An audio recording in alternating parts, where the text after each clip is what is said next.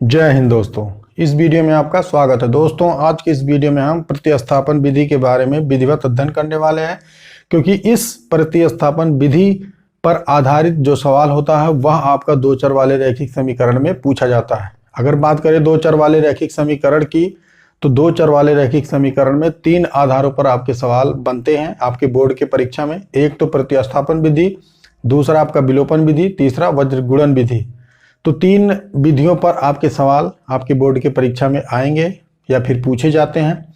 तो अगर आपने तीन विधियों को नहीं पढ़ा है तो उसके लिए हम आपको अलग अलग वीडियो आपको बना के उपलब्ध करा रहे हैं, और आपसे यह भी उम्मीद है कि आप वीडियो को देखेंगे और अधिक से अधिक बोर्ड के परीक्षा में नंबर लेकर आएंगे।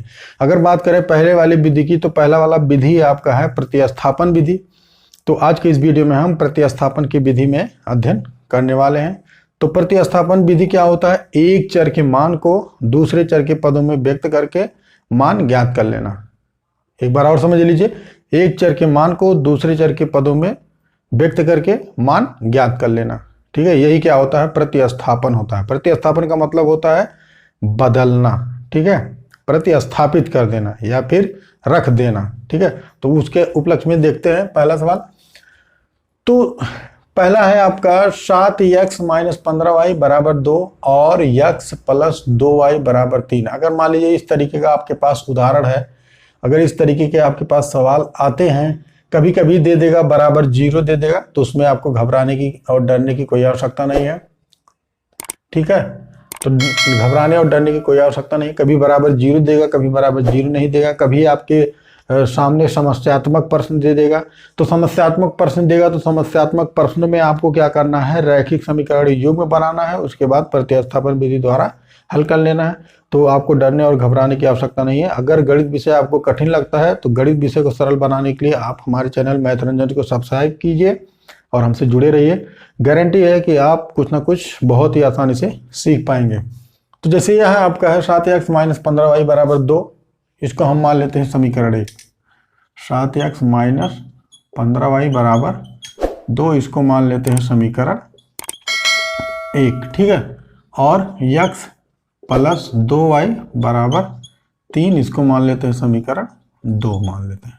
ठीक है, अब देखिए, या तो समीकरण 1 से हम प्रतिस्थापित करते हैं किसी चर के मान को, या समीकरण 2 से प्रतिस्थापित करते हैं।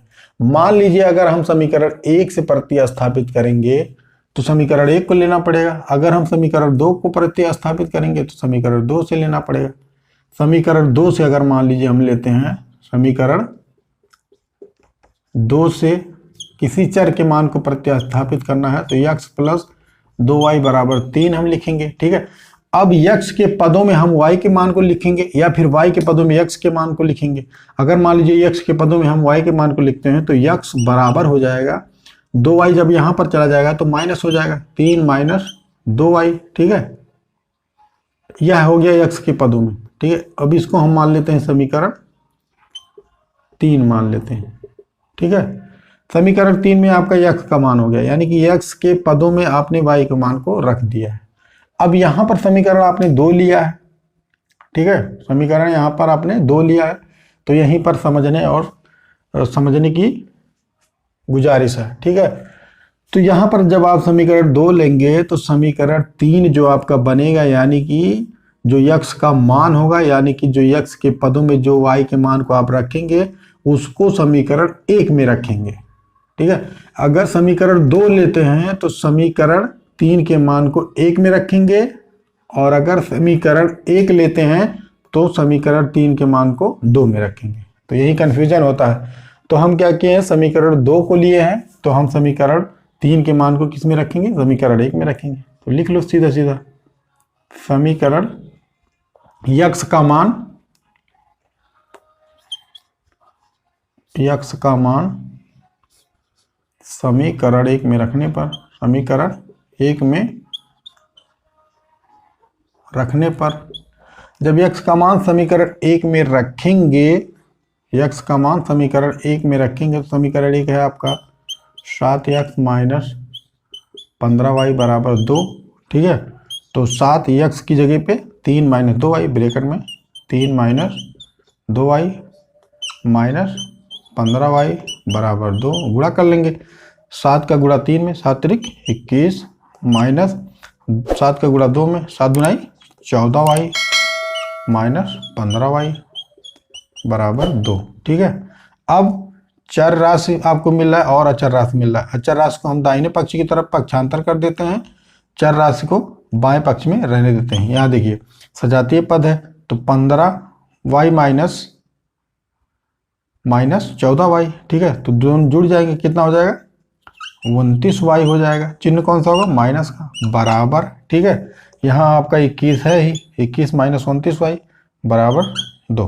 ठीक है, अब चर राशि मिल गया, आपको अचर राशि भी मिल गया, तो अचर राशि को हम पक्षांतर कर देंगे। माइनस 29y बराबर 2 माइनस 21। ठीक है, तो हो जाएगा आपका माइनस 29y बराबर माइनस 19। 21 में से 2 जाएगा 19 होगा, तो चिन्ह कौन सा होगा माइनस का होगा। ठीक है, अब देख लीजिए यहाँ पर आपका कितना मिलेगा माइनस 29y बराबर माइनस 19। ठीक है, माइनस माइनस कैंसिल हो जाएगा, तो y का गुणांक 29 है, तो यहाँ पर जाएगा बटे के रूप में हो जाएगा 19/29। यही क्या हो गया y का मान हो गया। ठीक है, y का मान कितना हो गया 19/29। अब y के मान को आपको क्या करना है समीकरण 3 में रख देना है, बस मान निकल आएगा। एक लाइन लिख लो, y का मान समीकरण 3 में प्रतिस्थापित करने पर, क्योंकि आप प्रतिस्थापन विधि पढ़ रहे हैं ना, प्रतिस्थापित करने पर जब प्रतिस्थापित करेंगे किसमें समीकरण 3 में, x बराबर 3 माइनस 2y है, x बराबर 3 माइनस 2y। ठीक है, तो x बराबर हो जाएगा 3 माइनस 2, y की जगह पे 19/29। ठीक है, अब x बराबर हो जाएगा 3 माइनस 2 का गुणा 19 में करेंगे, ब्रैकेट मतलब गुणा, 2 का गुणा 19 में करेंगे, 19 दुनाई 38/29। ठीक है, x बराबर हो जाएगा, अब 29 का गुणा 3 में करेंगे और 38 घटा देंगे, तो 3 9 27 और 3 दुनाई 6 2 8 87 माइनस 38 बटा कितना 29, आपका लासा हो गया। ठीक है, तो x बराबर हो जाएगा, घटा देंगे, 17 में से 8 गया 9, यहाँ बचा 7, 7 में से 3 गया 4। ठीक है, 49/29। ये आपका क्या आ गया x का मान आ गया। यही क्या हो गया आपका उत्तर हो गया, आंसर हो गया। ठीक है, तो प्रतिस्थापन विधि आपका बहुत ही सरल है। अगर इस तरीके का सवाल आपके बोर्ड के परीक्षा में आता है और 110% या 2 नंबर का या फिर 1 नंबर का आपके बोर्ड के परीक्षा में आएगा, और यह बहुत ही ज्यादा क्या है महत्वपूर्ण है। अगर 2 चर वाले रैखिक समीकरण से सवाल पूछता है तो उसमें आपका कम से कम प्रतिस्थापन विधि से 1 नंबर अथवा 2 नंबर का सवाल 110% पूछेगा, और 1-2 नंबर कितना महत्वपूर्ण है वो तो आप जानते ही हैं। तो उम्मीद करते हैं यार विधि यानी कि जो प्रतिस्थापन विधि है, इस विधि से अगर आपके बोर्ड के परीक्षा में सवाल आएगा तो उसको आप बहुत ही आसानी से लगाना सीख गए होंगे, अगर आपने वीडियो को शुरू से अंत तक देखा होगा तो। और आपको वीडियो भी काफ़ी ज़्यादा पसंद आई होगी। अगर वीडियो पसंद आई हो तो वीडियो को लाइक कीजिए, शेयर कीजिए, कमेंट कीजिए। अगर आप हमारे चैनल पर नए हैं तो चैनल को सब्सक्राइब कीजिए। मिलते हैं अगली वीडियो में एक नई ऊर्जा के साथ। तब तक के लिए हंसते रहिए, मुस्कुराते रहिए और मेहनत से पढ़ते रहिए।